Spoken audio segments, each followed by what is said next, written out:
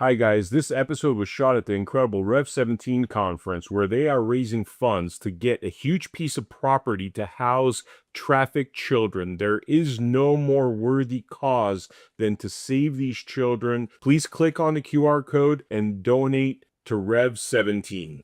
All right, guys, we are here at the Rev 17 conference, a wonderful event, and really the goal of this event is to stop child trafficking. This wonderful church is trying to raise $4 million to buy a big compound where sounds like they want to house hundreds, potentially thousands of children that have been trafficked, that have no family, so they could surround them with love, give them the support they need to overcome their trauma.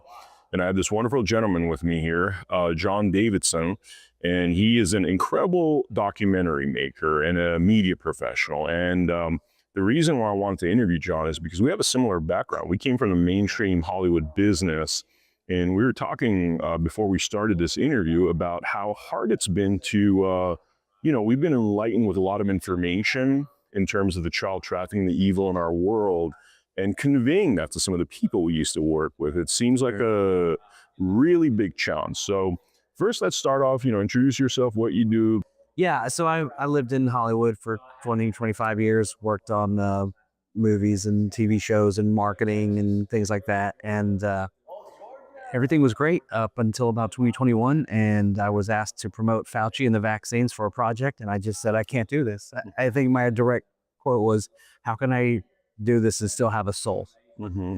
And I don't think the VP had ever been asked that question before at the network. So ultimately I had to back out and chose a new path. And that was involved investigating fraud and medical fraud and Fauci and the vaccines and early treatment options and hydroxychloroquine and all these weird things that the media had suddenly decided to villainize. Yeah. First, I really thought that I was trying to expose an anti-Trump bias towards anything that he supported, right? Like if he said the sky was blue, Hollywood would declare that it was green. And based on the smog levels, sometimes they might be right. As soon as he said a thing, half the world would go insane and declare the opposite. And it's funny, to that end, like I've kind of started asking questions on like social media posts, like, or not even necessarily questions, but just, putting it out there, like, you can hate Donald Trump, but you can also ask what Anthony Fauci was actually up to. Yeah. Well, yeah. You can hate Donald Trump and still agree with him on something. And, it's nice to see like Bill Maher start to approach that, as painful and slow as it is for him to get that basic logical concept. It's interesting to see it start to slowly unfold. Yeah. I always knew there was a bias in Hollywood against anything conservative or Republican.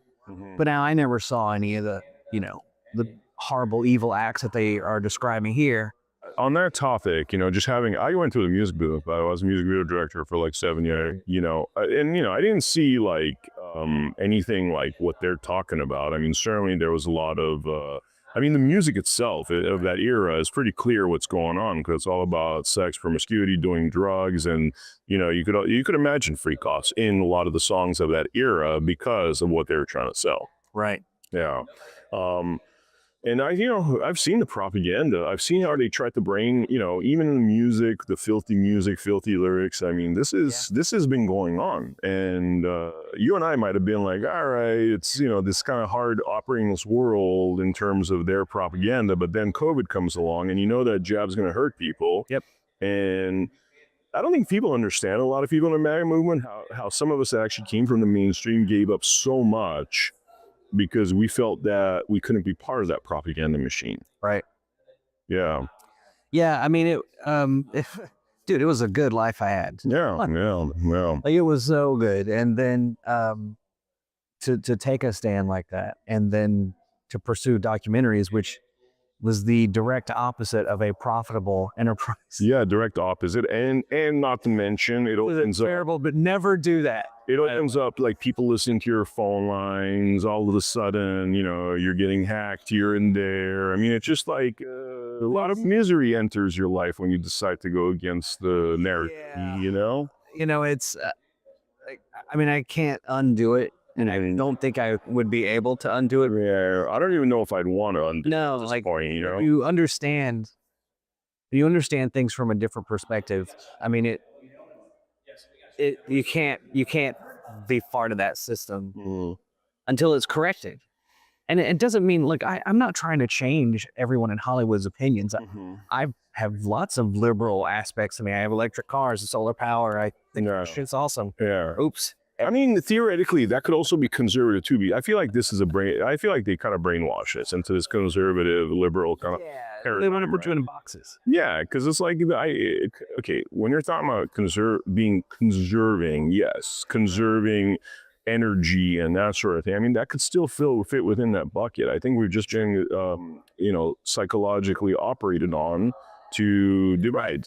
Oh, it's almost like a Crips and Bloods gang mentality. Dude, and you also have like a $6 trillion industry dedicated to combustible gas engines. Yeah. $6 trillion. That's a big amount of money. Yeah. And the whole economy is based on this, petrodollar system. So yeah, there's going to be motivation to keep that there. And also, look, you've got Texas, right? Big conservative state, also big oil state. So they are threatened a little bit by solar, whatever. Now, look, I don't think that solar is the most perfect thing. It's only good about half the day. Yeah. So you got to figure out something to do on the other half. And wind seems to be not the great one. Well, I've heard about this. I've heard about like what sounds very legitimate. I'm talking about in production, about to be released in the next year or so. This kind of like box, which is some kind of nuclear perpetual energy. Yeah. So there's a micro cell nuclear reactors. Yeah. I think they're microcells. Anyway, there's a guy named Taylor. Boy, I sent a redneck there, didn't I? Taylor.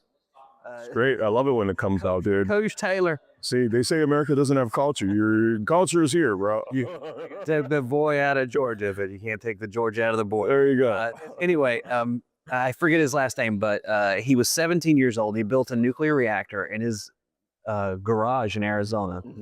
He came up with this concept. That is so dope, dude. 17 years old, building nuclear reactor. Oh, yeah. Cool sentence.